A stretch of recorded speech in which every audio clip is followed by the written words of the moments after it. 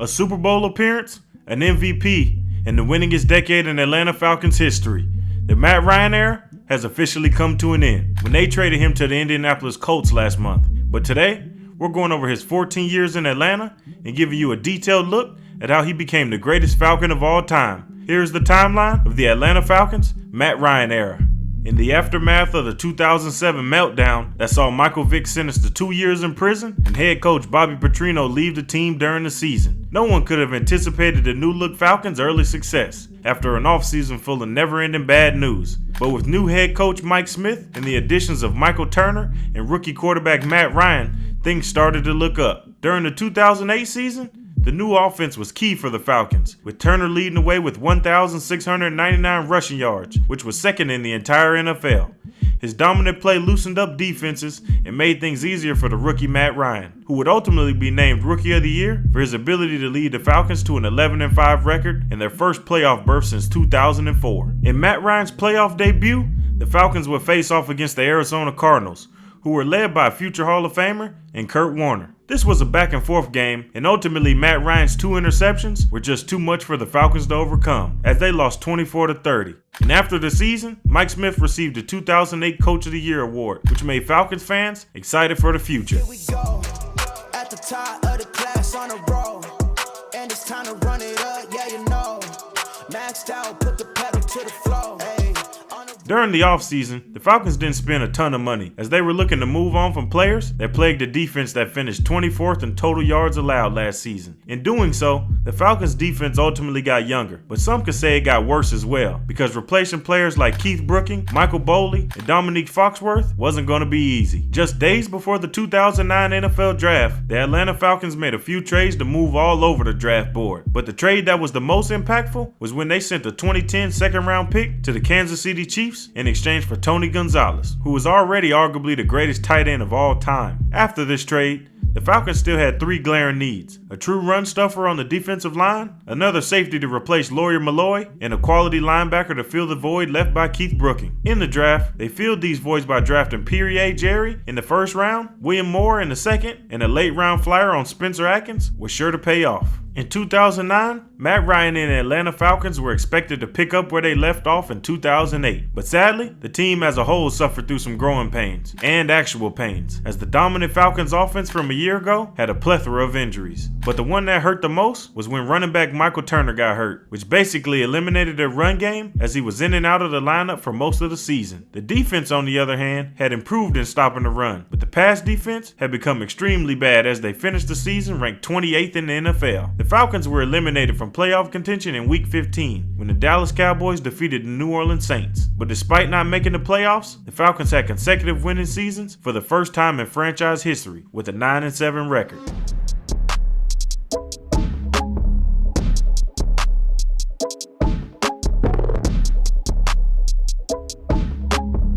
At the start of the 2010 offseason, the Falcons made it a priority to keep a lot of their talent in Atlanta. They even went out and made a blockbuster signing when they signed cornerback Dunta Robinson, a longtime Texan who had recently been plagued by injuries, and the Falcons were just hoping he could stay healthy and return to his ball-hawking ways. Right before the draft, the Falcons traded cornerback Chris Houston to the Detroit Lions in exchange for some late-round picks. In the draft, everyone expected the Falcons to add some pass rushing help opposite of John Abraham after the team finished with only 28 sacks, but they decided against that option. Instead, the Falcons opted to invest in the trenches in hopes to help a lackluster running game from last season. To kick off the new decade, the Falcons' dominant offense returned after struggling last season, but this time it was Matt Ryan who was responsible, as the Falcons had a plethora of weapons for him to utilize. He led them to a 13-3 record and the NFC South title, the first since 2004, and due to being the NFC's top seed and almost sweeping the NFC South, they were rewarded with a first-round bye heading into the playoffs. The Falcons began their playoff run hosting the Green Bay Packers, a rematch of a Week 12 matchup. During this game, Aaron Rodgers and the Packers exploded in the second quarter and scored 28 unanswered points, and from there, Matt Ryan and the Falcons never recovered and ultimately were defeated 21-48. This 27-point defeat was the worst margin in divisional playoff history for a top seed.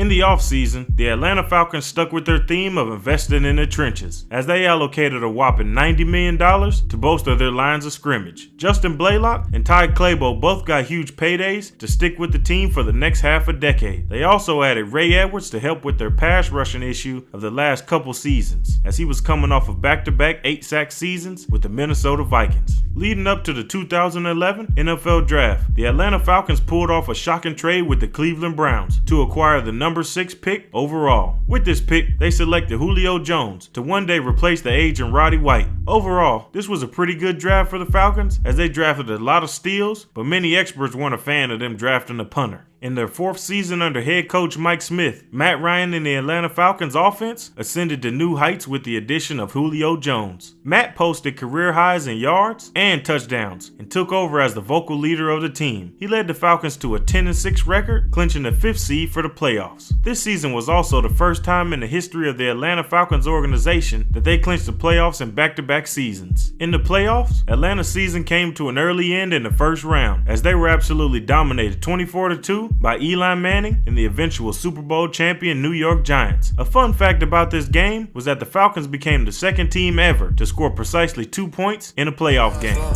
I remember back when I was younger, I was happy. Nowadays feel like no one understand me. I'm good at artists, silly, I'm Bob, Bambi. Baby's yellow, text. She wanna eat me like candy. In the 2012 offseason, the Atlanta Falcons rewarded quite a few players with contract extensions, the most notable being their longtime pass rusher, John Abraham, who signed a 3-year extension, and at the age of 34, he was sure to end his career with the Falcons. On the flip side, the team lost their leading tackler to the New Orleans Saints, which are some huge shoes to fill, but the team brought in Lofu Tatupu, who was years removed from his All-Pro play, but still a serviceable linebacker. At this point, it had become tradition for the Atlanta Falcons to make trades right before the draft, and this year was no different when they completed 2 trades. The first, acquiring Asante Samuel for a 7th-round pick, and the other was basically a pick swap with the Baltimore Ravens. In the 2012 NFL Draft, the Falcons doubled down on protecting Matt Ryan by using their first 2 picks on the offensive line, in Peter Kahns and Larry Holmes. They followed that up with basically adding depth to their defense for the remainder of their picks. In 2012, Matt Ryan was everything the Atlanta Falcons hoped he would become when they selected him 3rd overall in the 2008 NFL Draft, as he led the Falcons to an 8-0 start, a franchise record. And during this stretch, Matt Ryan and Julio Jones connected for over 700 yards and 5 touchdowns, as Julio Jones was cementing himself as the number 1 receiver, with an aging Roddy White declining. Ultimately, the Falcons finished the season 13-3, taking home field advantage throughout the NFC playoffs for the 2nd time in 3 years. In the playoffs, the Falcons snapped their postseason losing streak against a rookie Russell Wilson and the Seattle Seahawks, but the Falcons almost lost after being up by 20 points at halftime when Russell Wilson rallied the Seahawks, but a Julio Jones interception sealed the deal, sending the Falcons to the NFC Championship game for the first time since 2004. In the NFC Championship, the Falcons went head-to-head with the San Francisco 49ers, who were having a Cinderella-type season with new quarterback Colin Kaepernick running the show, ultimately after blowing another 14-point lead in the second half. Look, tell a man no trouble, I don't want beef, man, I just want vibes. Big man like me, no need for the telephone hype. I got too much getting online. One rule, then I'm on. After a disappointing defeat to the 49ers, 1 game away from the Super Bowl, the Falcons went all in during the offseason, re-signing Matt Ryan to a massive 5-year, $103 million contract extension, locking him up as the team's franchise quarterback. They also decided to re-sign players like William Moore and Sam Baker, who were pivotal young players in the success of their season. And they also doubled down on the youth when they decided to release John Abraham, Michael Turner, and Dunta Robinson, who were all 1 season away from being completely irrelevant. During the 2013 NFL Draft, the Atlanta Falcons traded up 8 spots with the St. Louis Rams in order to acquire their new lockdown cornerback in Desmond Trufant. The Falcons followed that pick up by taking another cornerback, this time Robert Alford, who was seen as a surefire 1st-round pick, but somehow he was available for the Falcons at pick 60, so they had to take him. At the start of the 2013 season, the Atlanta Falcons were seen as one of the favorites to win the Super Bowl, but due to many major injuries, they were unable to build upon their 13-3 season from 2012, as they suffered defeat after defeat, losing to the Dolphins in Week 3, the Patriots in Week 4, and the New York Jets in Week 5. This season was terrible, as no one could stay healthy long enough to help Matt Ryan close out the season, as the Falcons went from the #1 seed the previous year to 4-12 this year. Big man like me, no need for the telephone hype. I got too much getting online. One rule, then I'm on side. Wrong move, I bet they gon' ride. No need for the telephone hype, yeah. The 2014 offseason was finally the right time for Tony Gonzalez to retire, as he made a smooth transition to the media. The Falcons made numerous moves in the wake of his retirement, though, as they tried their best to fill the shoes of the future Hall of Famer. Devin Hester and Tyson Jackson were great additions, as the two were impact players at their last destinations and were sure to make a spark for the Falcons. Sadly, the defense took a key loss when the ball hawking Asante Samuel retired, and even though he was up there in age, he still impacted quarterbacks game after game, as they always thought twice before testing him. In this year's draft, the Falcons made some great late-round picks who slid in the draft. Devontae Freeman, who was just balling out in the national championship weeks before, and even Ricardo Allen, who was seen as a great pick at the time when they announced that he would be playing safety after primarily playing cornerback in college. After the draft, the Falcons traded middle linebacker Akeem Dent to the Texans for TJ Yates. The 2014 Atlanta Falcons were extremely disappointing, as the team was in the worst division in NFL history, as the best record was held by the Panthers at 7-8-1. But don't blame Matt Ryan, who excelled all season with his only weapon being Julio Jones, as Roddy Wright was a shell of his former self, and even though their defense failed them all season by giving up an average of 26 points per game, they still had one last opportunity to make the playoffs in a Week 17 game against the Carolina Panthers. In this game, Matt Ryan struggled, throwing 2 interceptions, probably because he felt that he had to do everything to win this game, as they lost 34-3. Their worst loss of the season, and as a result of back-to-back losing seasons, Mike Smith was fired after 7 seasons with the team. They hate when you elevate. You're stacking up losses, I'm handing them out, yeah, I had to go delegate.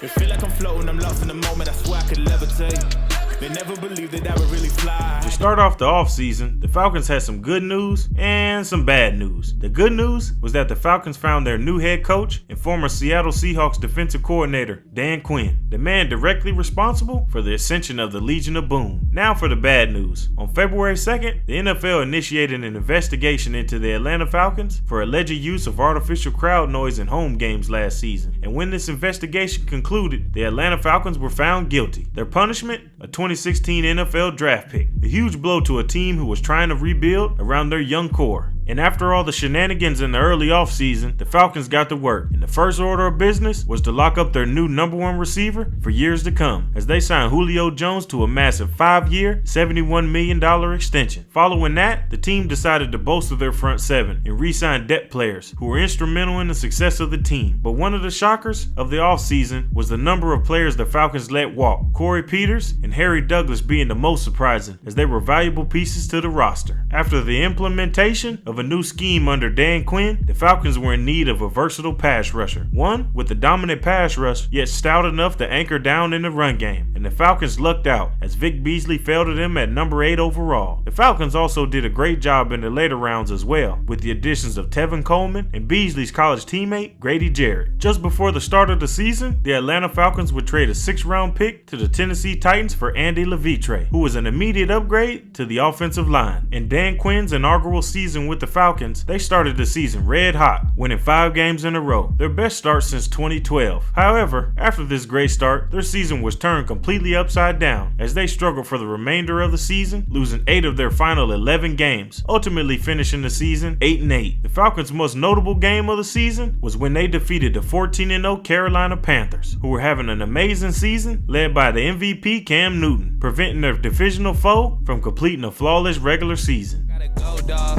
I'm riding on road, y'all. I think that I'm back in my bag now. So I need that go, y'all. Got hits when they throwing the fastball.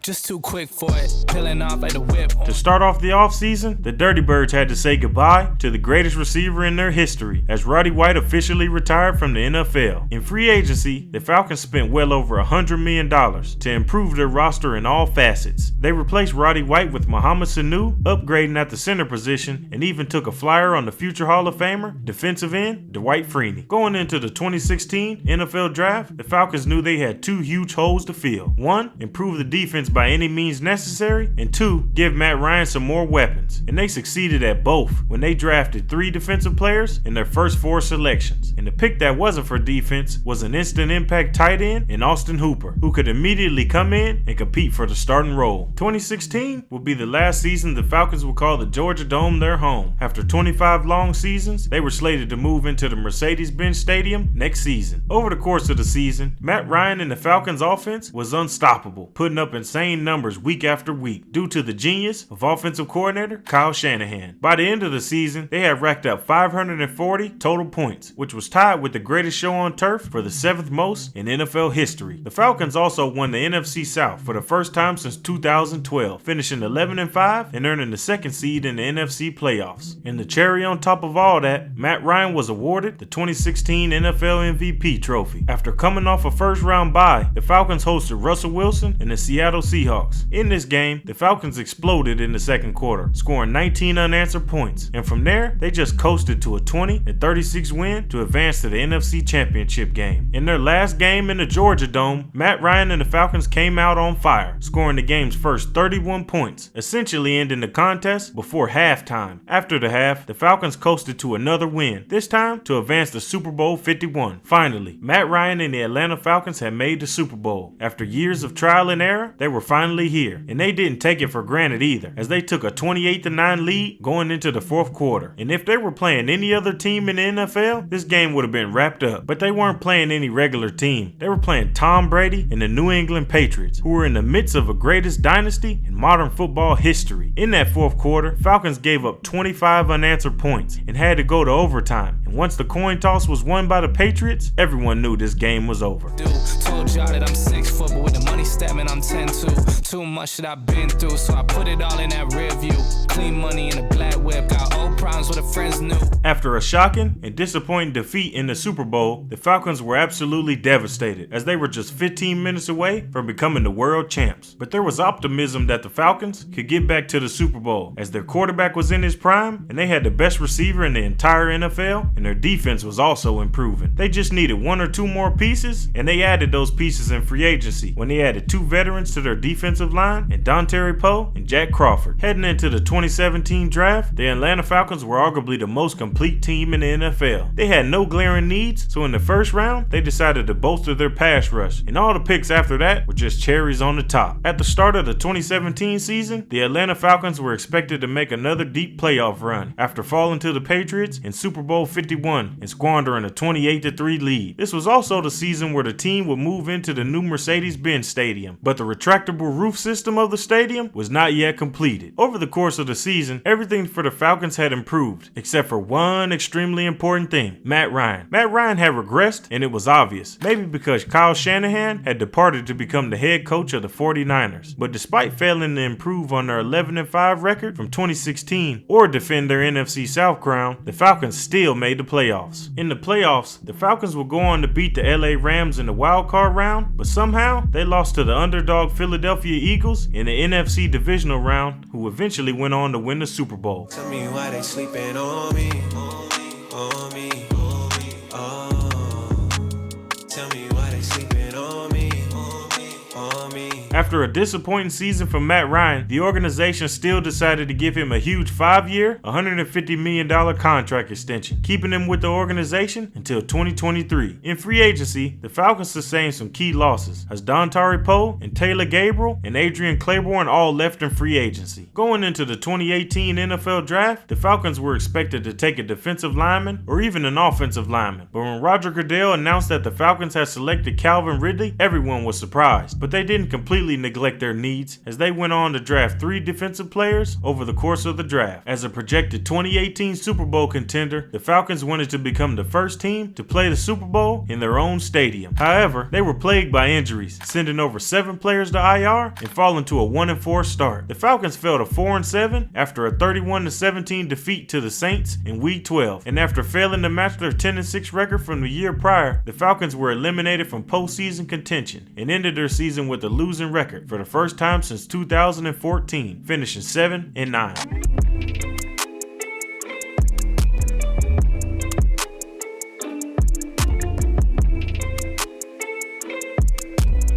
In In the offseason, Atlanta signed Julio Jones to another massive contract extension, keeping him with the Falcons until 2023. They also re-signed Grady Jarrett after initially offering him the franchise tag. In free agency, the Falcons opted to spend their money on the offensive line again, adding 2 veteran guards in James Carpenter and Jamin Brown. In the 2019 NFL Draft, the Falcons still needed to upgrade the trenches in order to regain the dominance they once had in the NFC. So what did they do? They traded up with the LA Rams to acquire another first-round pick in exchange for a second and a third. With those new selections, they reached for 2 offensive linemen who some experts say would have been available in the 3rd round, and Chris Lindstrom and Caleb McGarry. For the remainder of the draft, the Falcons drafted depth players in hopes that they could develop into contributors. In 2019, the Falcons attempted to improve their 7-9 season in 2018 and make their first postseason appearance since 2017. But the Falcons struggled to get off to a good start, going 1-7 they opened the season, their worst start to a season in 16 years. But after their bye week, the Falcons rallied to go 6-2 and compete for a playoff spot. But they just couldn't overcome their terrible start, and after finishing the season 7-9 and back-to-back losing seasons, rumors were starting to swirl that Dan Quinn was officially on the hot seat.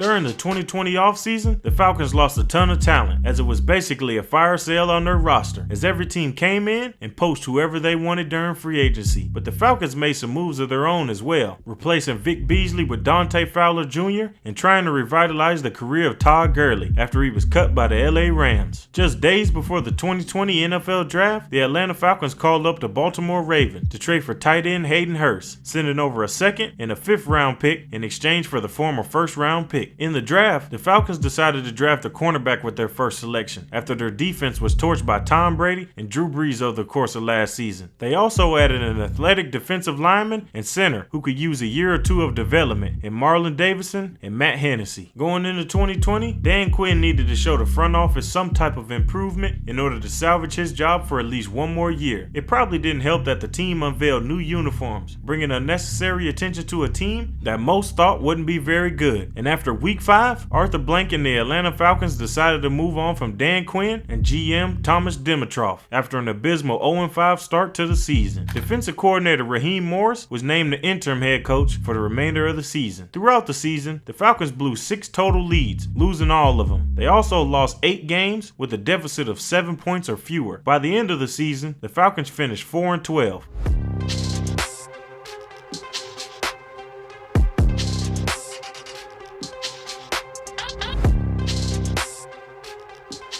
At the start of the 2021 offseason, the Falcons hired a new head coach and GM in Arthur Smith and Terry Fontenot. They got to work immediately to rebuild a roster that was seemingly getting worse year after year. In free agency, the new front office would shore up their backfield with the additions of Mike Davis and Cordell Patterson, adding multiplicity to the offense. But while they were adding some key pieces, they lost a few longtime Falcons in the process. Names like Keanu Neal, Alex Mack, and Ricardo Allen would no longer reside in Atlanta. Going into the draft, many experts thought that the Falcons would draft a quarterback to replace Matt Ryan, who was getting up there in age and was starting to show signs of regression. Instead, they decided to add a versatile weapon in Kyle Pitts, a tight end who could split out as a receiver or play in line like a traditional tight end. They also spent a good deal of their capital on the trenches, ensuring their passing defense up, adding players like Jalen Mayfield and Richie Grant. Right before the start of training camp, the Atlanta Falcons traded away arguably the greatest player in Falcons history when they sent Julio Jones to the Tennessee Titans in exchange for a 2nd and a 4th round pick. Going into the 2021 season, the Falcons were expected to be one of the worst teams in the entire NFL and compete for a top draft pick in the 2020 NFL Draft. Over the course of the season, the Falcons showed that they were an improved team from last season, even though they were playing without their number 1 receiver and Calvin Ridley, who was away from the team due to mental health issues. Ultimately, they improved their record from 4-12 last season to 7-10 under new head coach Arthur Smith. But after a Week 17 defeat to Josh Allen and the Buffalo Bills, the Falcons were eliminated from postseason contention for the 4th straight year.